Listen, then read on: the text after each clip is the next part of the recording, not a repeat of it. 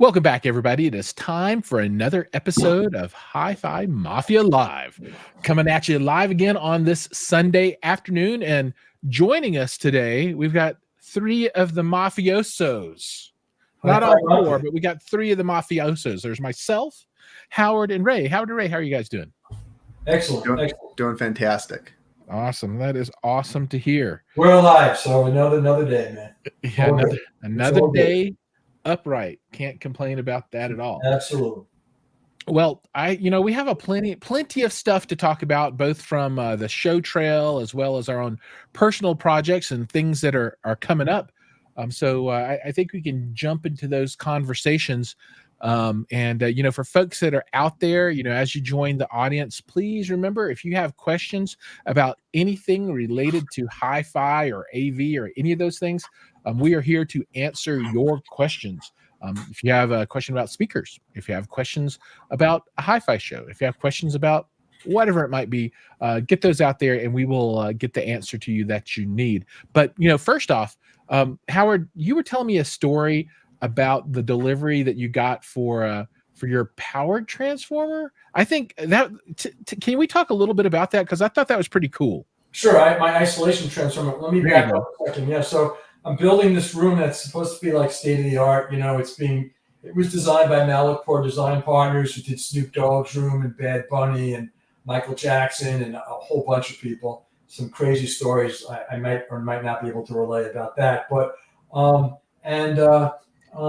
room is suspended. It really is a state-of-the-art room. It's a suspended room in a room in a Faraday cage with a 350 or 375 pound isolation transformer. Which what that does is, and most people don't really know what that does. An isolation transformer separates the listening room, from the rest of the house. So when someone turns on opens the refrigerator or turns on a hairdryer or whatever, you're not getting that electrical interference. It's basically two windings, copper wire, two very, very large windings. And so when the electricity goes through both, it arcs. Electricity is transferred from one winding to the other, but there's no physical connection. So it isolates from the rest of the house. So it's coming together. I'm making a video series on the listening share on our YouTube channel, and it will be in our Facebook group also. And everything's coming together, and the video series should be really cool. I ordered the internal acoustic materials. I have a contractor. We have design plans, and we have lighting plans. The lighting's going to be really badass. State-of-the-art lights. I didn't want this, but while we were doing it, all different colors and stuff, and really crazy. But to get back to your question, so one of the things we're getting is this isolation transformer from one of the partners on the project, which is Taurus. Everybody basically knows that Taurus, located in Canada, is the place to go for isolation transformers. There's really good stuff. Yeah. So basically, I live on a private road. It's very narrow. You can't park on the road. They'll give you a ticket because there's not enough room for an ambulance to get through if you park on the road. So the isolation transformer is coming. I get a phone call from a trucking service, and about 11 o'clock in the morning, and the guy says, "Hey, I'm here. I'm on a 16-wheeler. I can't make it up your block. Come and get this isolation transformer."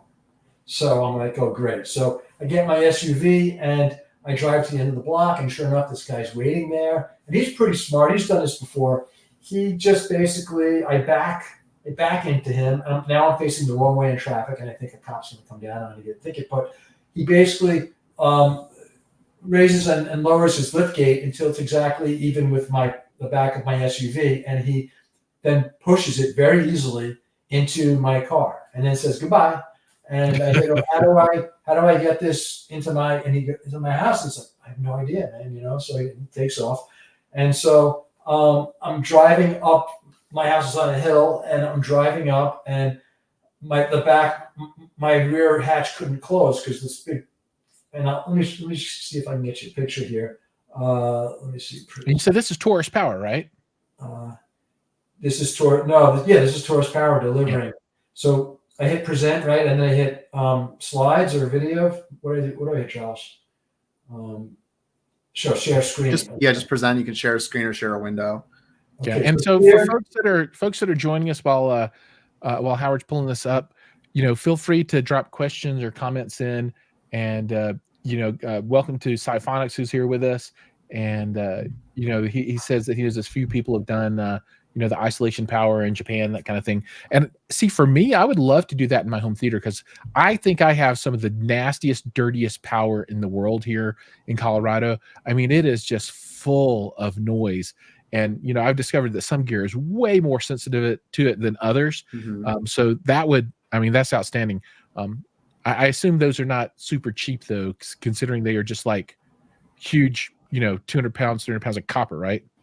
Well, this was pretty expensive. I think the retail is like 15 grand or something like that, 14 grand. Yeah, but makes sense. But they do make smaller ones and lighter ones down to mine's going to be like a electrical panel that goes on the wall.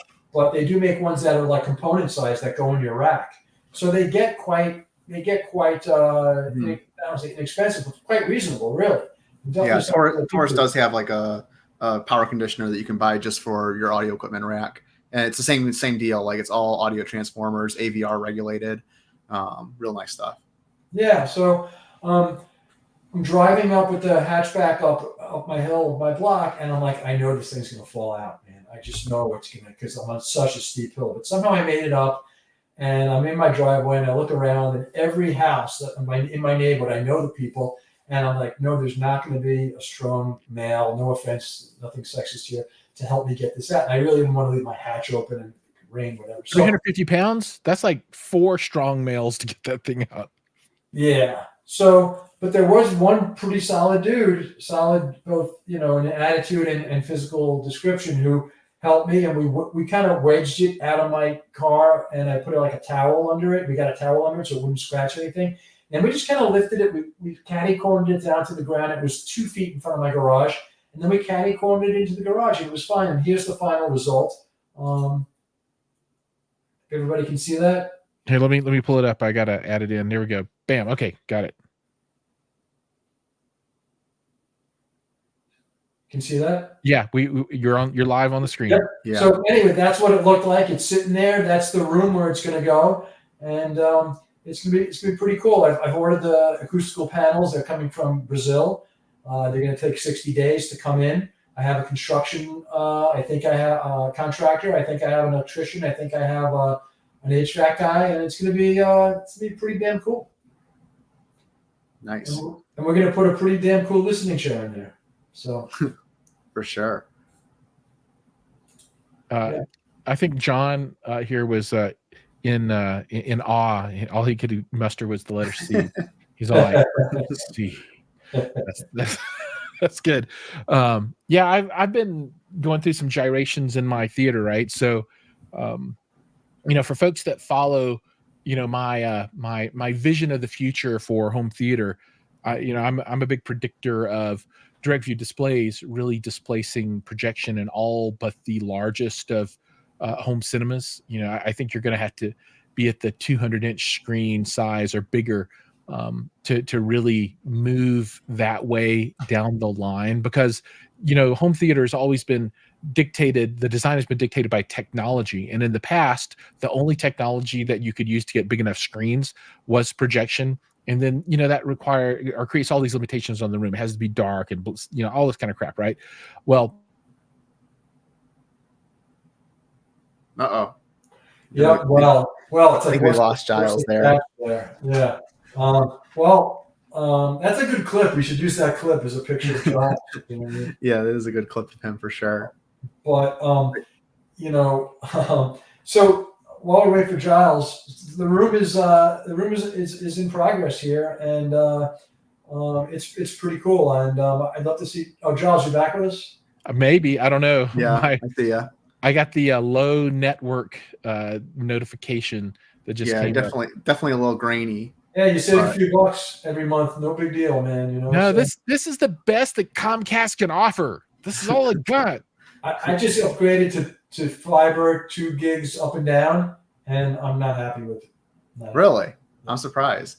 Well, I don't know. It might be my Eero mesh routers that are. I gotta hardwire into the router and see if that's the problem, and then I gotta look at the mesh routers. But anyway, yeah. So you were saying, Giles, about your theater. Yeah, so I'm moving away from projection, and I'm going to build through different direct display technology or direct view technology. So the first step is going to be 100-inch television, and then the next step is going to be like a 2:4:1 aspect ratio LED wall. That'll be coming down the line though.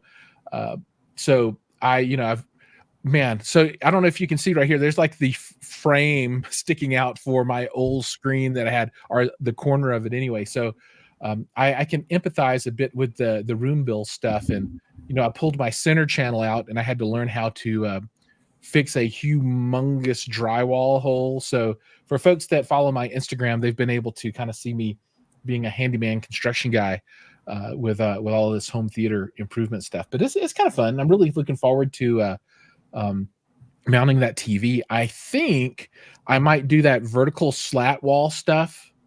It's like that's what we have. Yeah, it's like that. It's like on felt, some kind of felt material. It's about that thick, and it gives you a little bit of acoustic damping, a bit, and some. I thought it was about lighting. We have the strip lighting in the walls. Oh no, this is like it's like wood slats that are vertical. Oh, like the hub and all those kinds of style. Things. Yeah. Like what you see in the new Starbucks.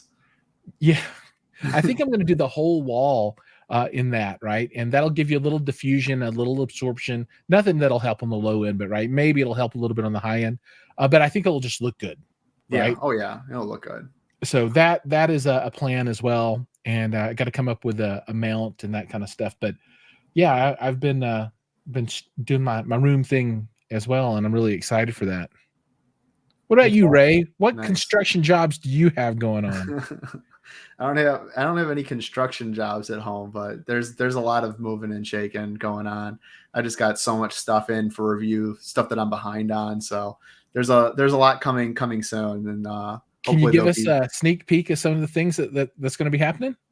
Well, I got the Stark Sound Beta 7s. Ooh, I heard those. I like them a lot. I do like those a lot. Those have made some features in some recent videos, but they haven't made it to the dedicated spotlight quite yet. But they'll make it to the dedicated spotlight.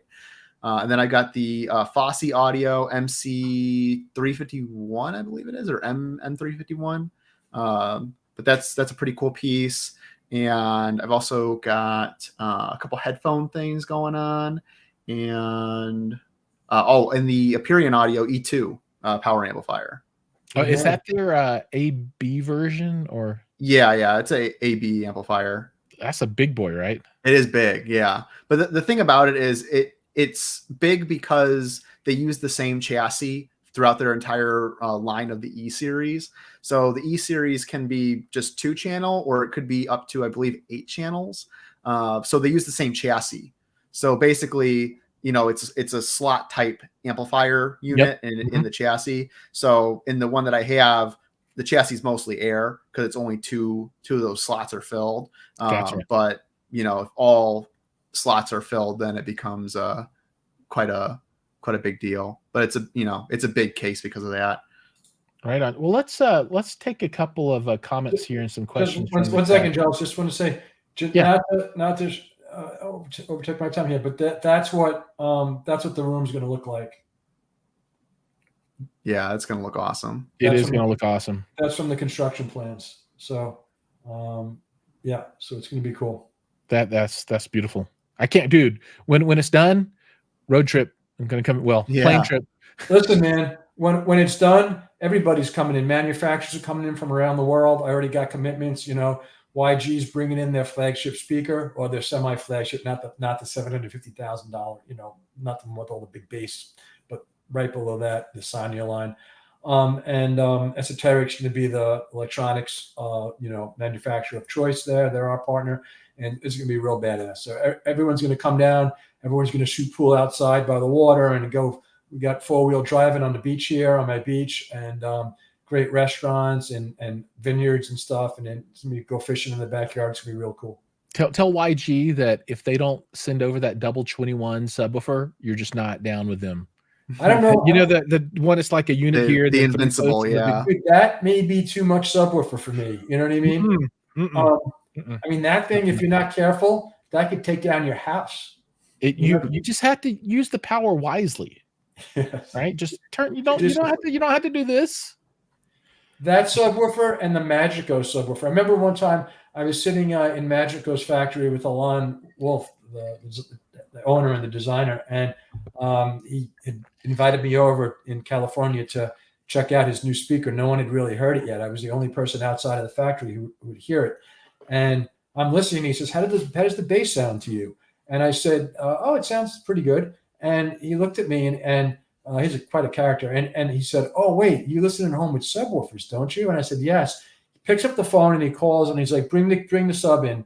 And they came in with the inside, like a little tractor or whatever to carry this, like, how many pound, this is indoors. This thing, they opened up some doors in the room and this machine came in and they dumped off this, like, whatever, hundreds of pounds, 800-pound, 1,000-pound subwoofer. And they hooked it up and it was incredible. That's awesome. That's cool. All right. So a couple of comments here. So first off, C is the answer. And then we've got Eloise smiles. Okay. And then we have a question. Yo. When it starts with yo, is it always Sylvester Stallone's voice that you use? I think it has to be Sylvester Stallone's voice. Yo, I've got a turntable problem. I don't know how to do his voice. My Audio Technica LPW50PB, Ray will know exactly which one that is, gives off a 60 hertz hum. So 60 hertz is power, right? It could be noise from my receiver, though no other turntable I've owned has this problem. And then I'm considering replacing it with a Fluence RT82, but I'd rather keep the AT if I can get rid of the hum, especially if it's cheaper. So Ray said, did you ground the turntable or is it a built-in phono preamp? That's a good question. And he says, that's what it's grounded to the nut on my Denon stereo receiver using the Denon's internal preamp. And is it grounded on? So the elementary question is, you got the ground plugged in on one side. Did you plug it in on the turntable side? I assume the answer is yes, but you have to ask that question, right? Yeah, because typically when you deal with hum, especially when that's power hum, of a turntable, I would almost always say it's got to be some sort of grounding issue. 99.9%. 99.9% of the time.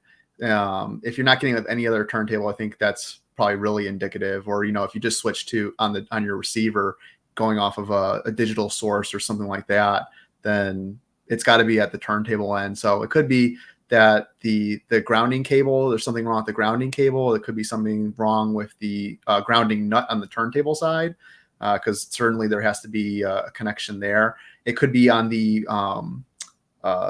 cartridge itself, because the ground plug has to be solidly connected there. So if that somehow has gotten severed or has gotten disconnected, or there's some misalignment on the contact there, because all those cables, those phono cables are so thin and they're so sensitive, one little thing can throw it all off. I'm not sure if you can open this thing yourself. I'm just trying to look for some pictures of this. I would also try to ground it somewhere else than onto the receiver.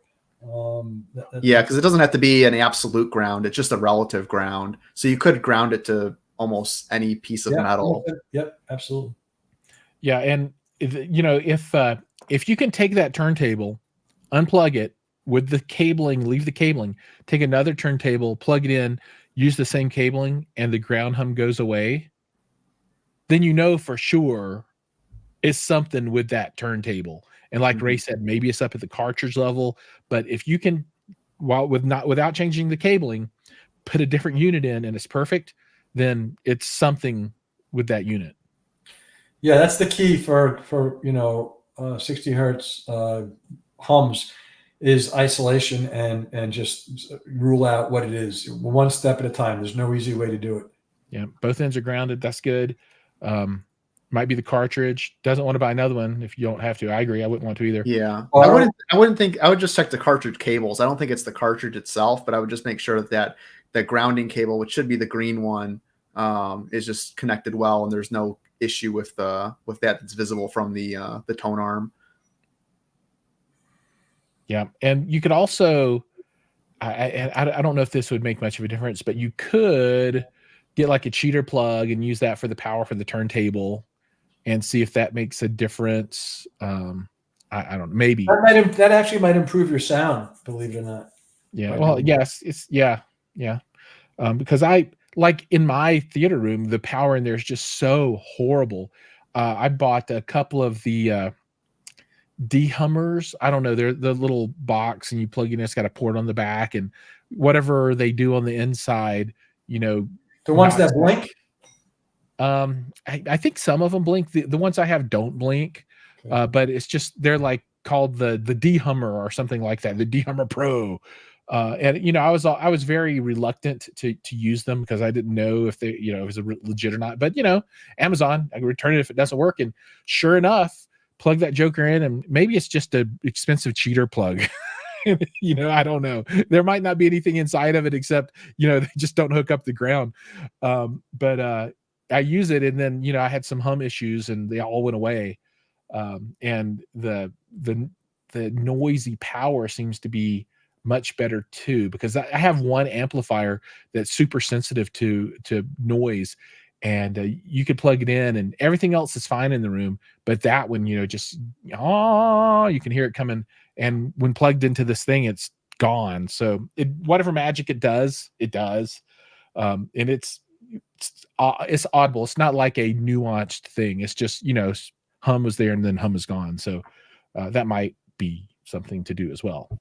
Yeah, and I would say, I mean, on this model, you have the option for either the line input or the phono input. So if you use the built-in phono preamp instead of using the line out, that would probably be another thing that I would check and see if it changes. Cool. All right, I think we have beat that horse into the ground.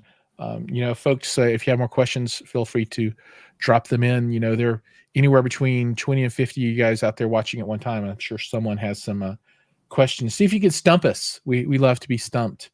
So Ray, did you? I need to go back and check out all your stuff. Did you do the review for that boulder already? Yes, that came out. That came out this past Thursday. Okay. Can you talk a little bit about your experience with the boulder? Because I had a unit like that one a little while back, and I liked it. Yeah, I liked it a lot. It definitely seems like there's a lot of bass power in it. I think that's like the most notable quality. Well, what is the unit for people that don't know? It is the Boulder 861 power amp. So that is their entry-level power amp, $9,250 for the unit, 50 watts into 8 ohms, 90 watts into 4, and they have some ratings for their peaks at each of those wattages, but the stable continuous power is the 50 and 90. So, but it's a really nice unit, only 22 pounds. So it's, wow. Yeah, it's able to fit pretty much anywhere. It's a small footprint. It's meant to be used with the, no, it's Class AB. Okay. It's still Class AB. Yeah. It's able to fit pretty much anywhere. It's meant really to be used along with their 812, which is their DAC preamp. Does the 812 have streaming? I can't remember if the 812 has streaming or not. I feel like it doesn't. I think it's just a DAC preamp and headphone amplifier, but it has the same footprint as that piece. So it's kind of meant to be used that way. I didn't have that matching component, just the 861, but the 861, I mean, for its size, I think there's a portion of that where it has a little bit of that leaning into a more bassy sound, just because you probably aren't going to get those huge wattages that you'd need for, really bass oomph. And I think that's what people would be looking for from a higher wattage amp. So it gives you a little bit more bass oomph in order to compensate for the lower power of output. That's cool. Yeah, and it's a gorgeous piece of gear too. Yeah, it's really beautiful. It always is with them.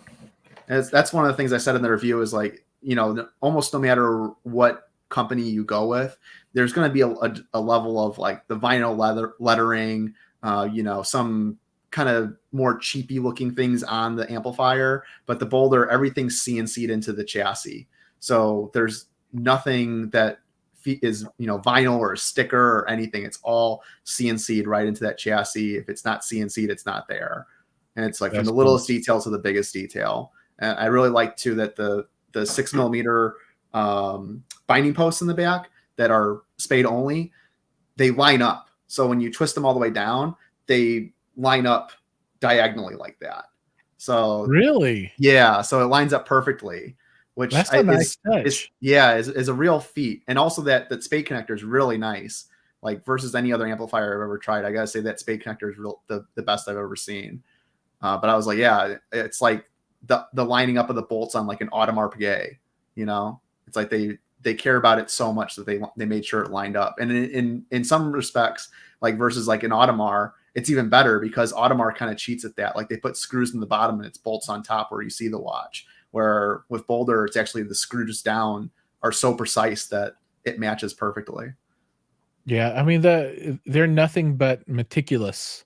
Yeah, In their design and implementation.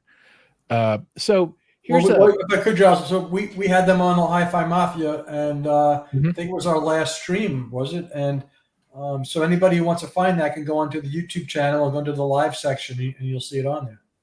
Absolutely. Yeah. So I have a question, and this is kind of an older question. It came across a while ago, and I didn't have a good answer, and I wanted to wait till I had both of you guys on the show here to ask your opinions, and then anybody that's listening, if you have an opinion as well. But so for the Boulder 866, right, their integrated amplifier, uh, what is the competition for that? Maybe is the Griffin 300 competition for that, and what others would there be? And the additional question was, so what's competition for the A66, and do any of them have a volume knob? So I figure that is a challenging enough question that I can't answer, that maybe you guys have some thoughts about.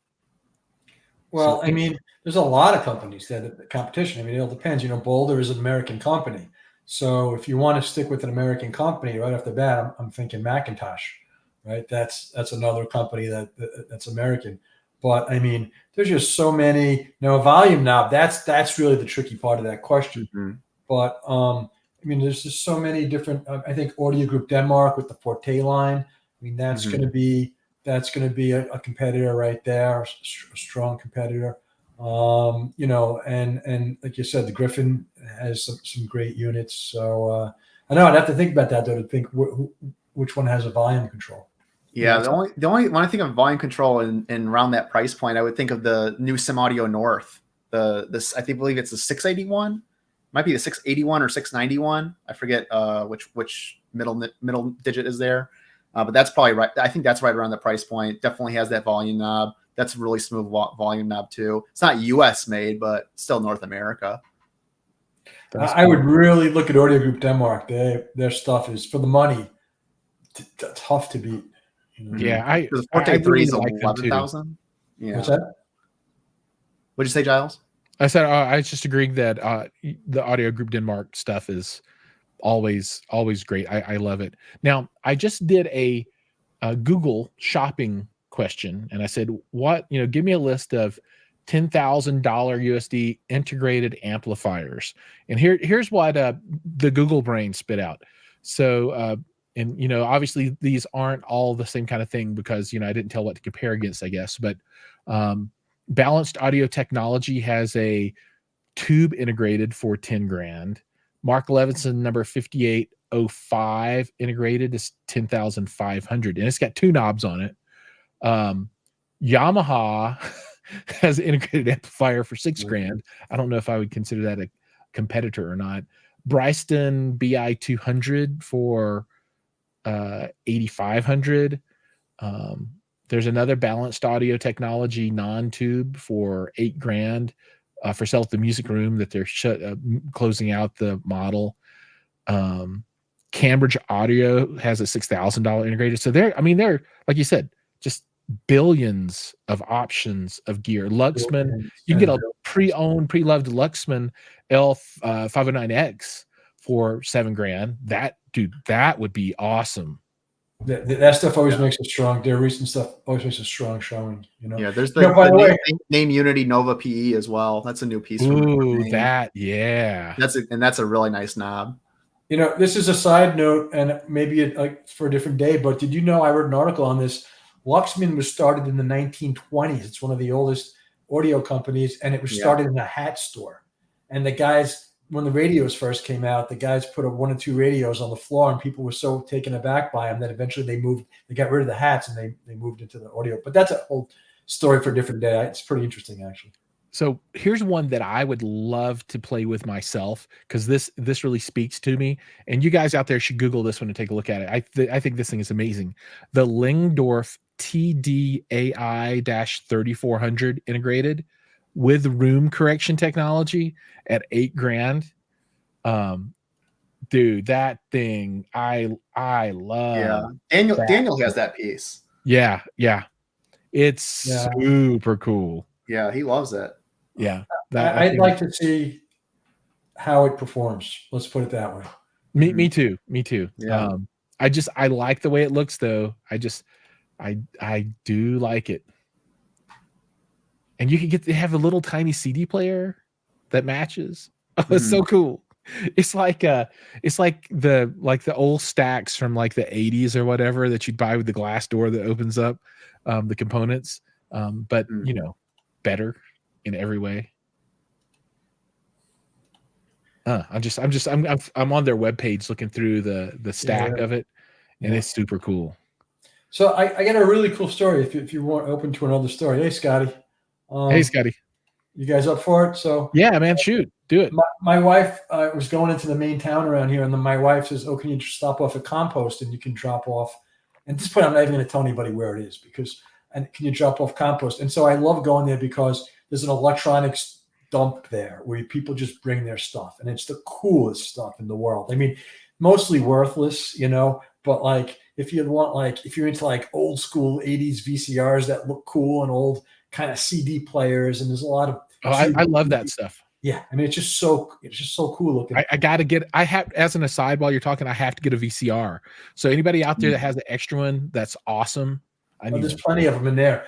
So I get there, and but it's just great. I mean, there's a lot of old flat screen TVs, or a lot of tube TVs and stuff. Like there was one that was like a little kid's toy that was a TV in the front and like a fire engine in the back. Just really badass stuff. Anyway, so I get there, I jump off the Compost, and I walk into it's a shipping container, and I walk in there, and what do I see? I see an SAE early 1970s beautiful amplifier and a Sound Craftsman equalizer, phono preamp, and preamp. So let me just kind of let's see. Are you talking about like the A501 kind of stuff or something like that? No, this was the C31. 3C. Hold on, let me see if I can get it here. So can I get this up? Okay. I'm trying to look it up. 3C. It was the 3C. So let's see. Why is this not coming up? I have pictures of this. Let's see. Yeah, those sell for like $1,400. Yeah, when they work and are in good. Yeah, when they work. Yeah. So let me try to do this again. For some reason, it's not. There's a whole world of content in that pile there, Howard. Yeah, that's right. Howard, you should just go there. I mean, and get stuff, and that you just bring one every Sunday and show. Look what I found this week. Well, I do that in the Facebook group, but I have a photo of it actually in the dump, but here is what it looked like when I put it in my room over there.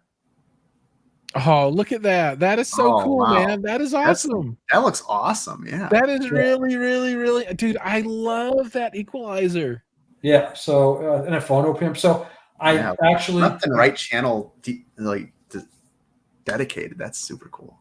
Yeah. And so this is a 3C, and it's one of the early, it's the first line that they ever did. It's one of the earliest ones. It's one of the most sought after.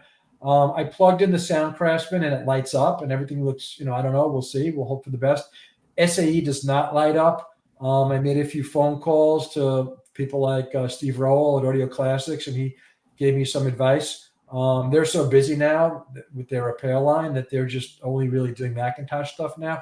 But anyway, so I had that, and then I'll show you guys what I did. Let's see. So then I pull up this weekend. One of my projects were to, let's see, share screen, Windows. Yeah, I look around here, and the only stuff I can find is like Sparkomatic. That was my project this weekend. Let me click. Oh, there you go. You got it all in a little rack right there. Yeah, so it's not the best hi-fi rack, but for this purpose, and it's temporary. And I have my Sound Craftsman test record up on top. I put that in the now playing. And on the bottom, I'm going to put my 1970s Philips GA312 turntable, and that's going to be it, man. See, I think that's cool, and I would actually like to do like a vintage 70s stack as well. That is similar to that, and of course, I would mate it with modern sources, but for preamp and amplifier, I would love to get some cool vintage stuff like that. I hit the thrift stores all the time trying to find stuff, but here in Colorado, there's just nothing. Let me tell you the most badass part of it. I am going to get some vintage monster cable interconnects and speaker cable. That's cool too. Yeah, that takes me way back. I love it. Yep. And so that's that. And let's see. So so I'm going to take people through. I should probably do a YouTube. I will do a YouTube video actually on it, and just keep people posted in the progress. The problem with some of the vintage gear is it's just not worth fixing. Like for this, I want to fix it, so I'm going to spend the money because I want it. But a lot of times you exceed the value of the unit. But it's going to be a cool project. It's going to be my second vintage system. I have my Luxman L3 integrated amplifier. Oh, that's sweet too. And my I'm going to pair this with I have a lot of acoustic research speakers. So I'm going to pair with this system. I'm going to pair with acoustic research speakers, either the smaller AR-18s or the earlier AR2AX, which the SAE probably warrants. But I have another vintage system too. So anyway, just a cool project. Oh, and then I did want to say one more thing. So, of course, last week I went back there and I'm like, hey, honey, do you have any compost you want me to drop off? Because I'm going to, and I walk in there and I have a picture somewhere. I post it on Facebook and I'm looking around and what do I see? There's a Marantz Blu-ray player. I think at 4600, I think DV 4600, all the way in the back. I was didn't see a remote control. That was the only hi-fi gear I really saw. I was not going to climb over all this sharp stuff. If it was another Sound Craftsman or SE, I would have climbed over it. No, not even a second thought. But I don't need another Blu-ray player around here. So anyway, if I see a VCR, Giles, I will let you know. Right on. Well, all that stuff, just, when you find those things, grab them and we'll, I'll pay you shipping to tool around with some of those things. But I'm actively on the lookout to build that 70s silver, not black. It can't be, but it's got to be silver stack of stuff. Weird, esoteric kind of out there, classic kind of gear. So Home Theater Denmark, number 110 dB or 110 dB club says hello from Denmark. And, he or she is obviously a fan of the Focal, and apparently they're a fan of the Miller Kreisel gear as well. As that's their thumbnail right there, all THX certified. And if you see that subwoofer, the one that's closest in the foreground of their thumbnail, looks like a what is it, an X15 Plus, which I have one of right over here that I love a lot. So it's a good piece. Ray, can you disclose, Ray, are you getting paid for this Focal thing? Am I getting paid for the Focal thing? I wish. I've been accused by some other manufacturers of getting paid by Focal, and I'm like, okay. I'm like, if you truly believe that, let's get some money and I'll promote your product. You know what? If anybody wants to pay, I will absolutely do backgrounds. I'll wear your shirt. I'll wear your hat. I'll even wear your headphones. If anyone wants to pay me, because I know Ray, who allegedly is not making any money from the Focal. Yeah, I know. I have yet to receive a paycheck from Focal. I'm sure it's in the mail. I'm sure it's in the mail though. We're all transparent here, so that's all good. Yeah, we all know that we love money. I love money. I can't speak for you guys. I love money. I love getting paid. You know, that was going to be my hot topic. Are we going to end at 4 here? Because this might be too spicy for, only for 5 minutes. I gotta roll here pretty soon because we're going mattress shopping, and the wife says that's high priority. So just FYI. Okay. But I think maybe we should just go ahead and do the final closeout round robin, and then we'll save this topic for next time. So what is this spicy topic going to be that we talk about for next time? All right. So my spicy topic for next time is, why isn't HiFi more popular? And I think it revolves a lot around the money idea, but I think that also the way that HiFi gets compared is in the way of hobbies. When we talk about like luxury items like watches or high-end cars, the reason why those particular things are so popular is very different than the actual product or thing itself. There's an external factor that comes into play. But we'll talk more about how that relates to HiFi in the next episode. That will be spicy. I like it. All right. So let's, quick channel, social, what are you doing, catch-ups as we close out. And Howard, we'll start with you. So what should people know about you and the stuff that you've got going on? Sure. At the Listening Chair, on pretty much most of the social media platforms, and on our YouTube channel, Listening Chair with Howard Neller, and in our YouTube group, on our Facebook group. We got a bunch of stuff going on. Follow the progress of the restoration of that vintage system. I'm going to keep everybody posted on that, as well as my further trips to the now undisclosed location where I find all this stuff. And we have Stephen Stone, who just reviewed the Shit Skull phono preamp for us. That was a very popular review, and he's another now Colorado guy, by the way. What's that? Another Colorado guy, by the way. Yeah. Yeah, I'll have to watch that one because I have a review of the skull myself. Okay, well, don't watch it beforehand. And then so Steven's now reviewing the Verify Audio Calderon 10 subwoofer, and Colin Saunders up in Canada is reviewing the Isosonic LP record cleaner, and he's finished off his Prime VPI Prime review.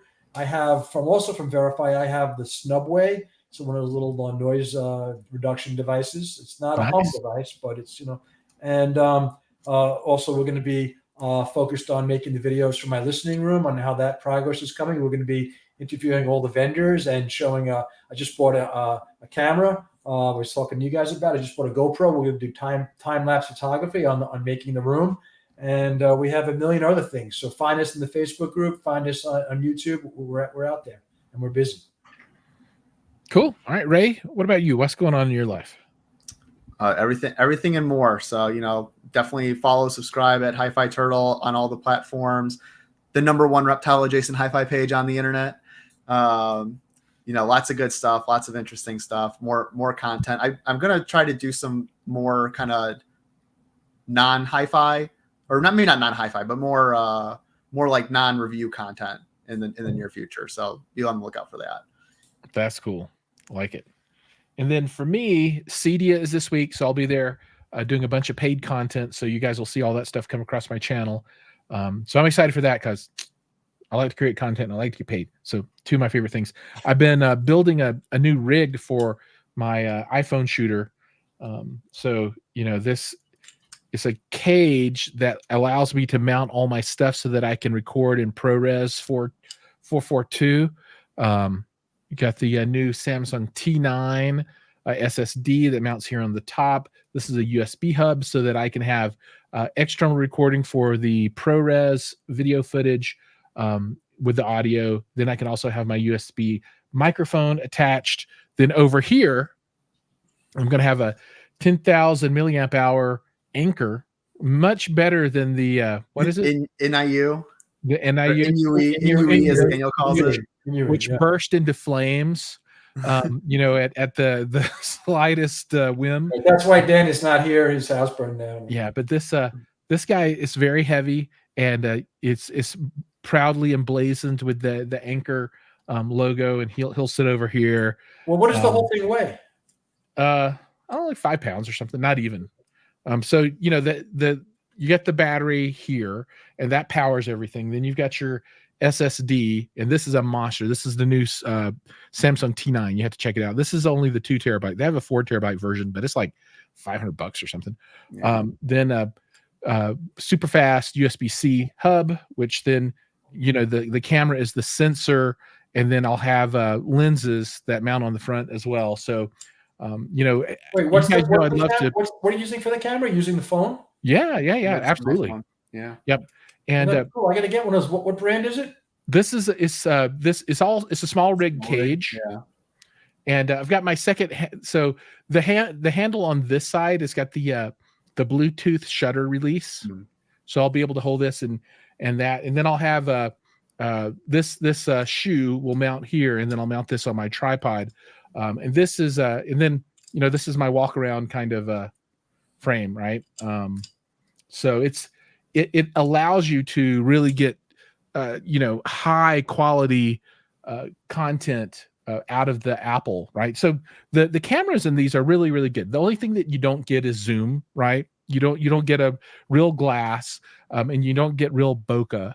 But other than that, they're very capable sensors. It's just that the phone can't record internally ProRes at high quality, and you want that ProRes when you're doing high quality recording. That's why you have to use the external and attach all that stuff. So I'm really excited for that. I'm going to use that to film everything at the show. What's the brand again, Charles? For the cage? Yeah. This is small rig. Small rig. Okay. Yeah, and I'll have the other camera handles on order. So this is a small rig cage. The small rig handles. This is the small rig T9 or Samsung SSD holder. These are OEMs. I don't know. This is a Anker, I think Anker. No, Belkin USB hub, Anker power, and then of course I already showed you the SSD. So how do you get image stabilization?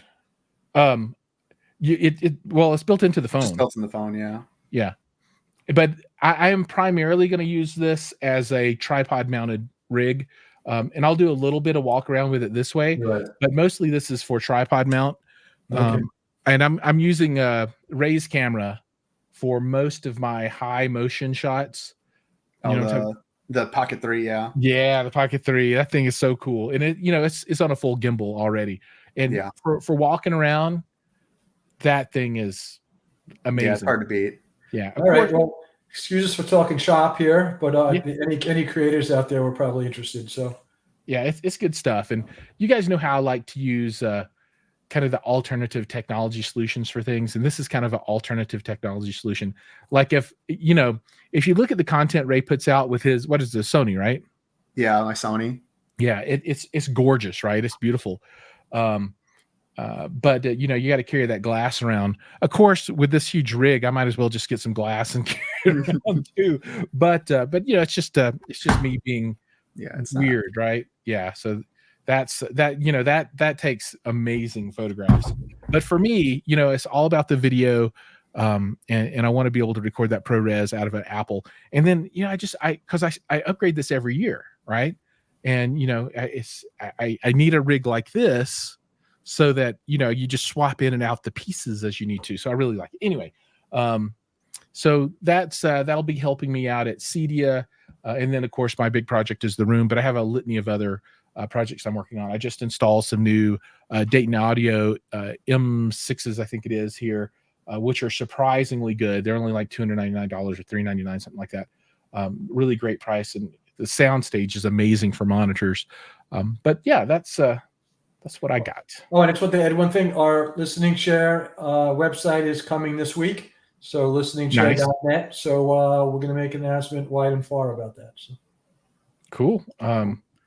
Van Gool says, I want to get the iPhone 16 Pro for the camera upgrades and the capture button. Yeah, absolutely. I'll be first in line for that one myself. And I also use a Samsung S24 Ultra. That's my. I heard the folding phone is possibly the iPhone 17, but it's not going to have the high-end camera on it. Yeah, that's the same way Samsung is. They don't put their highest end camera on the folding one. Yeah.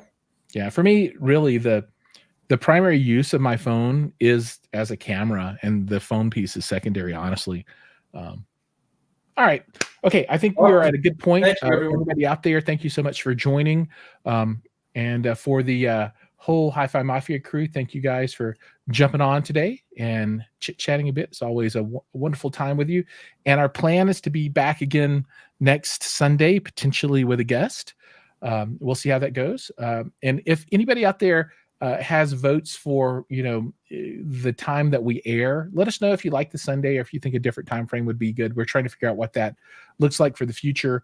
But for the immediate future, at least it'll still be Sundays at about 2 Mountain Time.